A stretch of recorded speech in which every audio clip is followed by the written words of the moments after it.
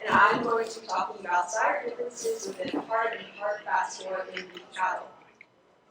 So to go over a little bit of an overview of how my presentation is set up here, first I wanted to talk about the identifiable problems that we see in fattening feedlot cattle, especially in the terms of cardiovascular health.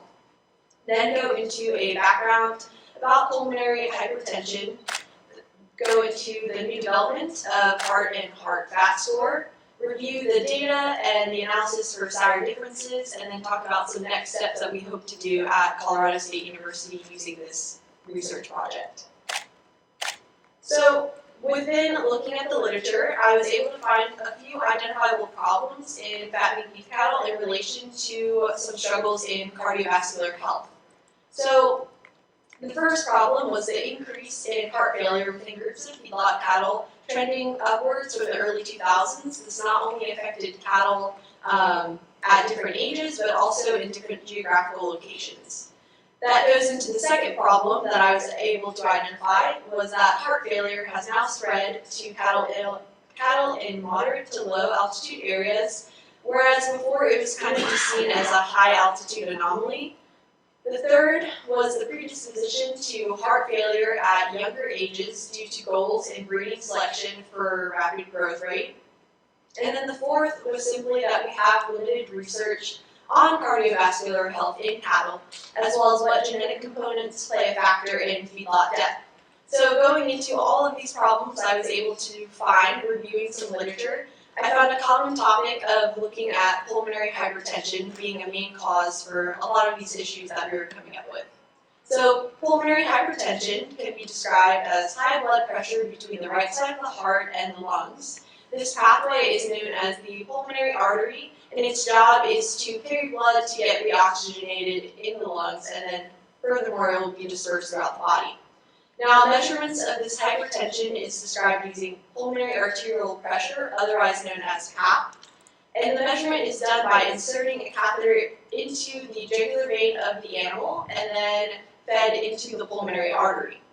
Now, PAP readings of less than 41 millimeters of mercury are considered low-risk animals, and further resources on PAP and standards are found on the BIF guidelines website, as BIF recognizes pulmonary hypertension as a problem for feedlot producers. Now, to give you sort of a visual of what pulmonary hypertension looks like, here is just a normal heart beating. We don't have any changes in the anatomical structure of the heart due to any sort of increased pressure within it. But when we begin to see cattle with abnormal hearts or pulmonary hypertension, we can see that the heart walls begin to thicken. We have narrowing of some of the pulmonary artery. The heart has to work harder and faster in order to move blood throughout the heart, as well as we begin to see that increase of pressure, and then narrowing occurs, and then the heart has to work even harder.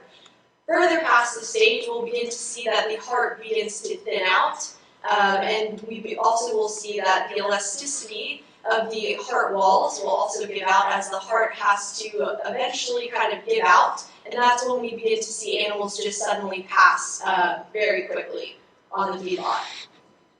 What this can also look like, the first figure here on the left is a cross-section of just an artery. Of course, this is in humans, but the same thing happens in cattle, where the pulmonary artery begins to constrict and narrow. So it's much harder for blood to pass through the example on the right than it would be for the artery on the left.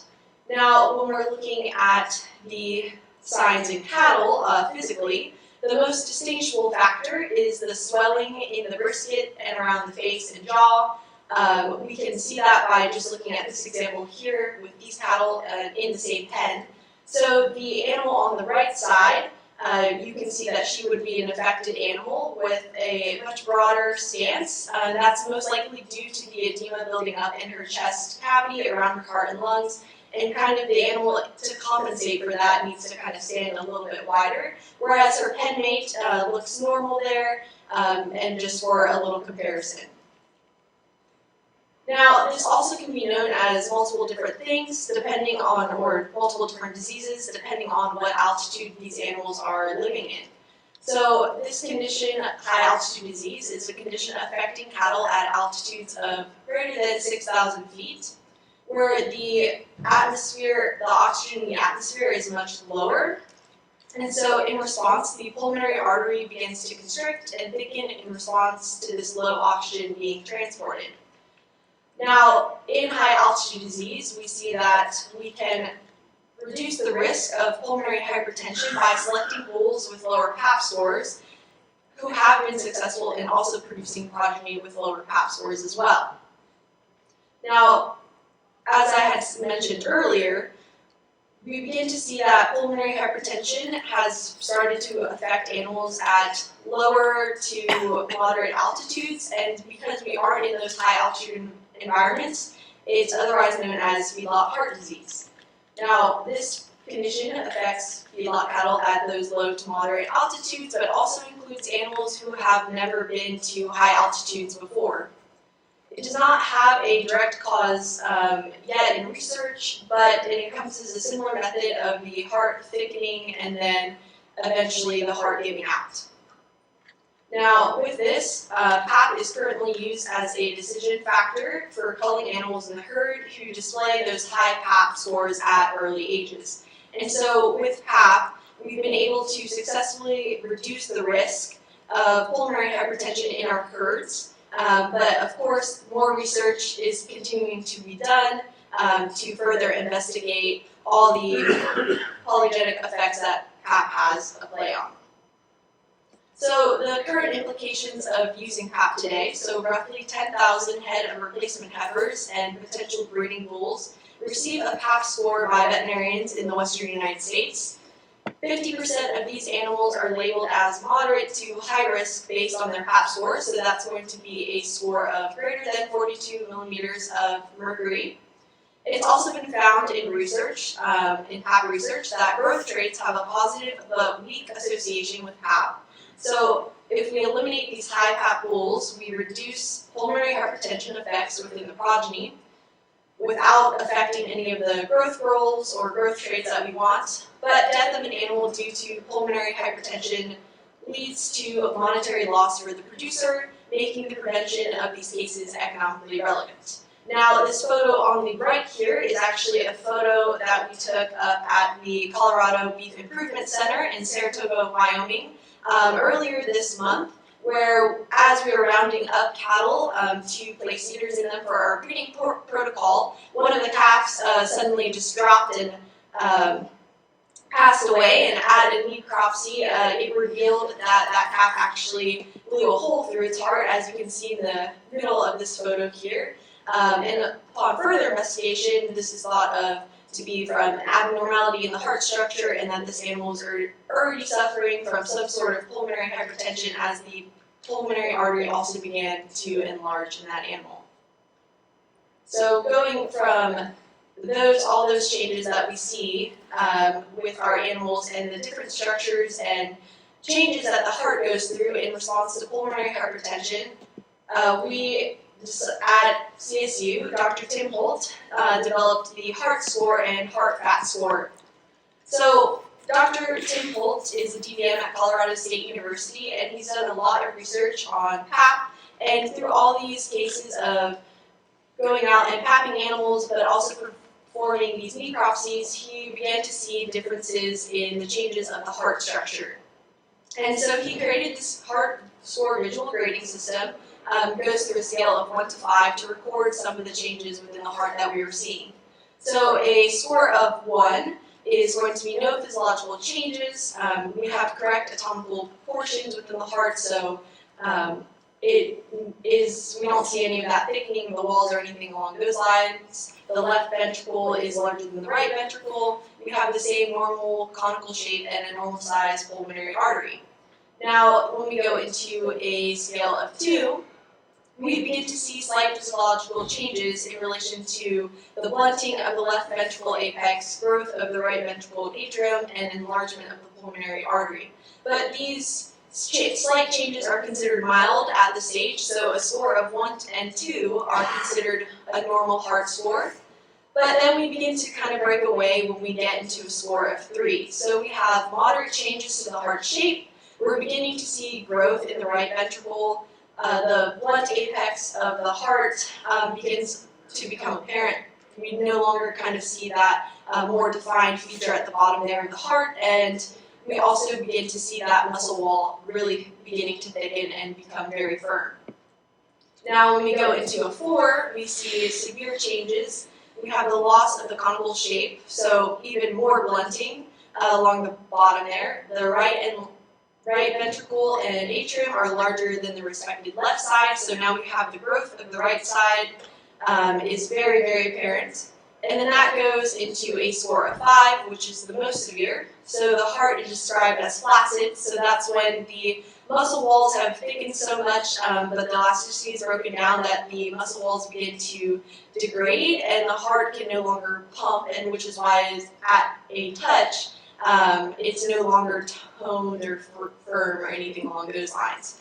As we get that thinning and the enlargement, that is when also you have the risk of animals just breaking their heart pumping, and the wall will just kind of have that hole become apparent and the animal will instantly pass away.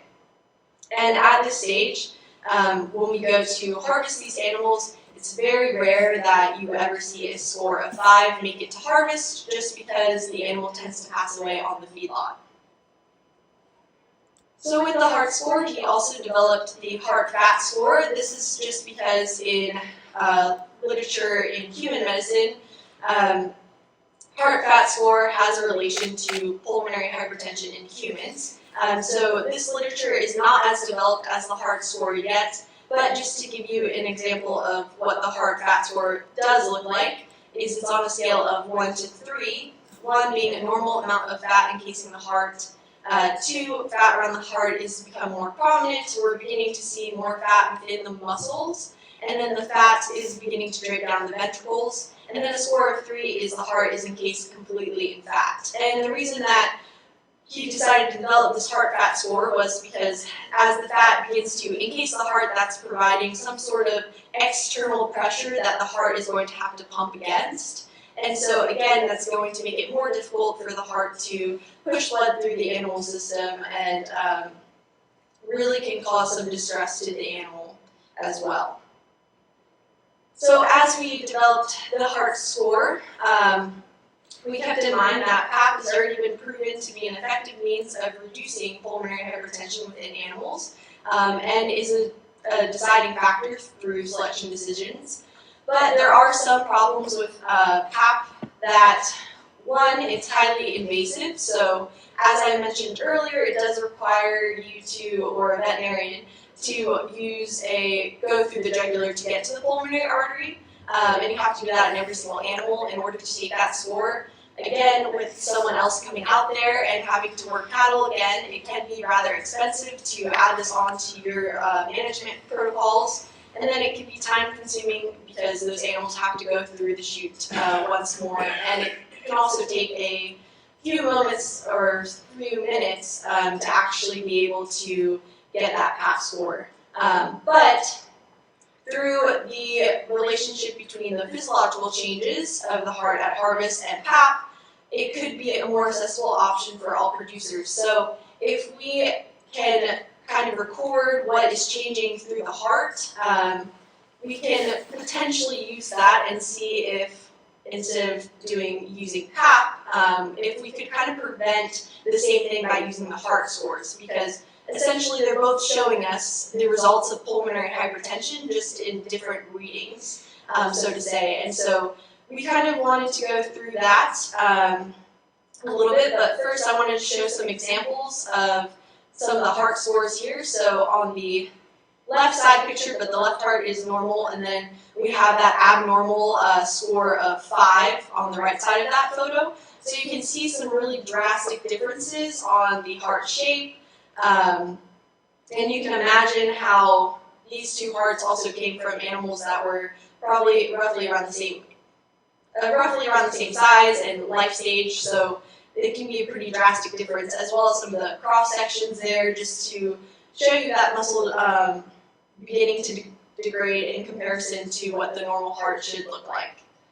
And those are more examples of some of the cross sections as well. again, on the differences despite being the same sectioning, but on the two different hearts. So seeing those drastic differences, some past Colorado State University research was done to look at the relationship between pulmonary arterial pressure, or PAP, to heart score. And so in this case, 89 Angus steers were represented in the data.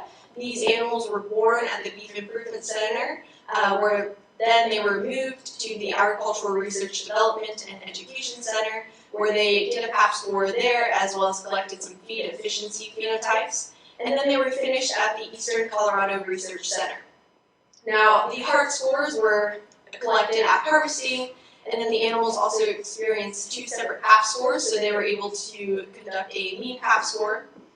And after the data was run, they went ahead through the statistical analysis, and it showed that there was a positive relationship between heart score and PAP. So as heart score increased, we also saw the scores of PAP increase. The relationship between PAP and heart score concludes that there is potential for investigating heart score further to gain insight on preventative and genetic selection methods. So piggybacking off of that research, we decided to kind of reflect and look into heart score further. So based on our past research, this promotes the idea that there is a genetic component to heart health and the predisposition to pulmonary hypertension in our cattle. But it's also important to note that we need to select bulls for cardiovascular soundness in feedlot and high altitude cattle in order to prevent pulmonary hypertension, or at least reduce the risk of it. Even in cases of now, as we see it's beginning to trend, potentially even in those low to moderate altitude areas. Now that jumps into my research that I've been doing at CSU this past year, with the objective to further investigate the genetic component of heart scores and heart fat scores by examining the Sire mean differences amongst a sample of fattened feedlot cattle. Our hypothesis for this project was that there would be Sire differences in either heart scores or heart fat scores. Now with that, my data and analysis, so my source of data was 632 animals in the data set with a mix of heifers and steers present. It was collected from a single feedlot management system in the panhandle of Texas with an elevation of roughly 3,484 feet.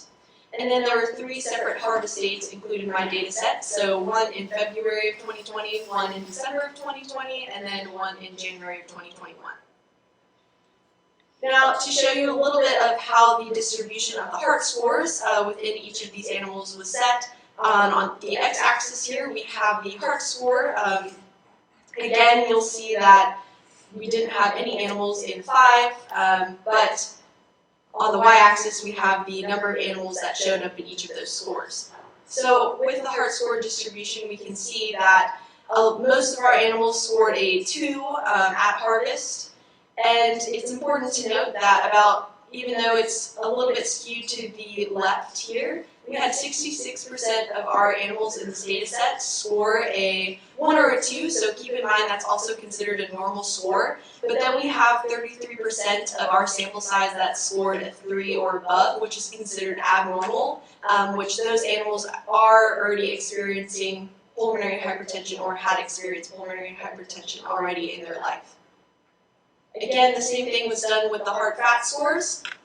So the x-axis showing us the heart fat score, and then the y-axis showing the number of animals that we had there.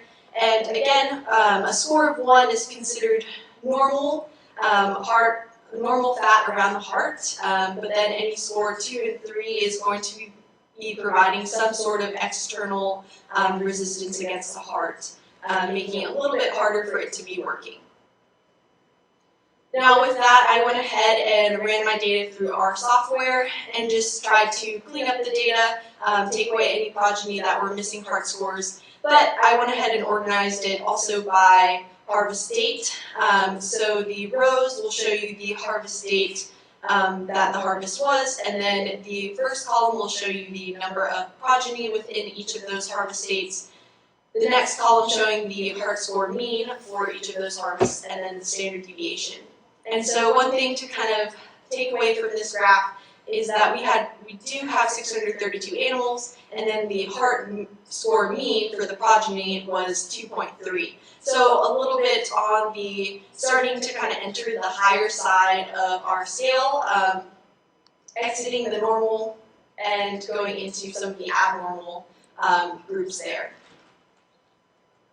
Going into the next slide, we have the method for my sire differences. So once I had cleaned up my data, I went ahead and ran a fixed linear regression model where heart score or heart fat score were the response variable, and sires and contemporary group that included sex, lot number, and the heart state were the categorical fixed effects, and I went ahead and ran 3 separate analyses.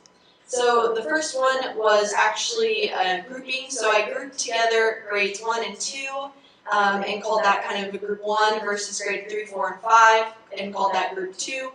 And those were to kind of show a normal versus abnormal scoring effect.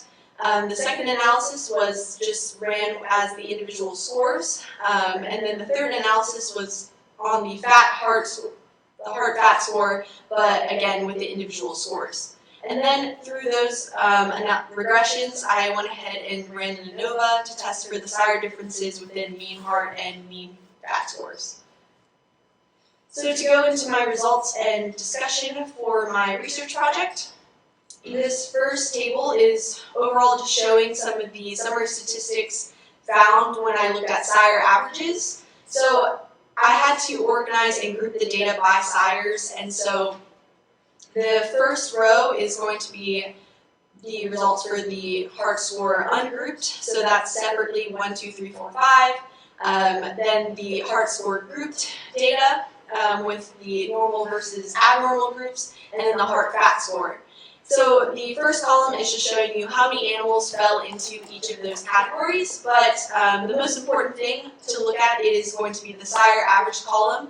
So the sire averages is calculated by taking the average of all the progeny in my data set that have that one specific sire, and then after I do that for each of the sires, I go ahead and take the average of all the sires based on their data. So when we look at the ungrouped data, the sire average is roughly close to what the progeny average was at 2.2. So again, we are somewhat closer to the normal range, but also seeing that there is evidence that there are some sires that do have a higher heart fat or heart score average. And we see that with our maximum average, as one sire had a 3.4 as their average for all of their progeny. Again, the heart score group data kind of relates the same idea of the sire average being a 1.2. So again, kind of exiting that normal range that we would like to see with one of the sires, or maybe a few up at the maximum average at a 1.9, which again would be abnormal. Then we have the heart fat score relatively stayed, again echoing the same exact things that we kind of see trending wise. So just by looking at this, we could kind of maybe make some assumptions that there would be some differences in the overall. There would be some sire differences, but in order to actually look at that, I did have to run those regressions. And through the regressions, we have each of the regressions in the rows again with the number of unique sires that were in my data set, the number of progeny within that data set, but also the ANOVA p-values that I was able to find. And so for all 3 of the regressions, I did find that there was evidence of differences of means within the sire factor. So that would be a p-value less than 0.05, whereas our contemporary group factor in all 3 did not have any evidence for any differences of the means there. So what that means, and the conclusion of my research project here, was that the sire differences in heart score and heart fat score could be genetically selected for in beef cattle, which may aid to improving that cardiovascular health for animals raised at high elevation and in the feedlot system. So the sire differences overall suggest that a genetic component is present and selection can improve both of those traits. Now that we were able to kind of see some of the sire differences and that we did have that evidence, we do have some next steps at CSU to look into to take this research project even further.